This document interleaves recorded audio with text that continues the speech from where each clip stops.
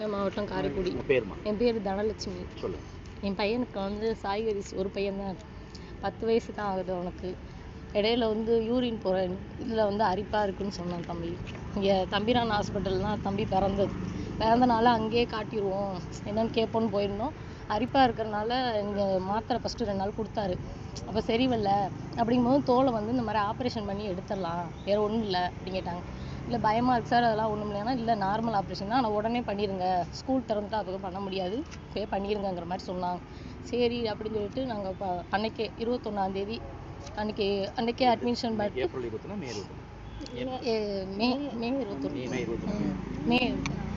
மே 21 admission போட்டு அன்னைக்கே ஒரு நாள் தான் காலையிலேயே ஆப்ரேஷன் பண்ணணும்னு சொன்னாங்க. இவர் தான் பண்ணுவார்னு நான் நினச்சேன், ஆனால் யாரும் ஒன்றும் சொல்லலை. ஆப்ரேஷன்லாம் பண்ணி முடிச்சு திடீர்னு வெளில வந்து என்ன சொன்னாங்கன்னா, இது மாதிரி கேஎம்சிலேருந்து இதில் காமாட்சி சந்தெல்லாம் எடுத்துட்டோம் நாங்கள், கொஞ்சம் சரியாயிடும் அப்படின்னு அப்பயும் அதே சொல்லி ஒரு நாள் முழுக்க ஐசியில் வச்சோம். நைட்லாம் அவன் வந்து என்ன நடந்துனே தெரியல, அந்த கற்று யூரின் டியூப் வேற போட்டாங்க. அன்னைக்கே யூரின் டியூப்லாம் போட்டு ரொம்ப அந்த பையன் கத்தி சுத்தமாக ரொம்ப துடிச்சிட்டான். அதெல்லாம் அன்னைக்கு தான் ரொம்ப துடிப்பே, திரும்ப துடிச்சு கத்தி எதுவுமே பண்ண முடியல. திரும்ப காலையில் இவர் வராரு, தம்பிரான் டாக்டர் வந்து காலைல வராரு. வந்து காமாட்சி டாக்டர் வந்து மேலே வந்து பார்க்கவே இல்லை. நான் இவர் வந்து கேட்குறாரு, நானும் சொல்கிறேன் என்ன சார் இப்படியே இருக்குது, தம்பிக்கு என்னதான் வலி என்னதான்னு சொன்னால் சொல்லவே இல்லை.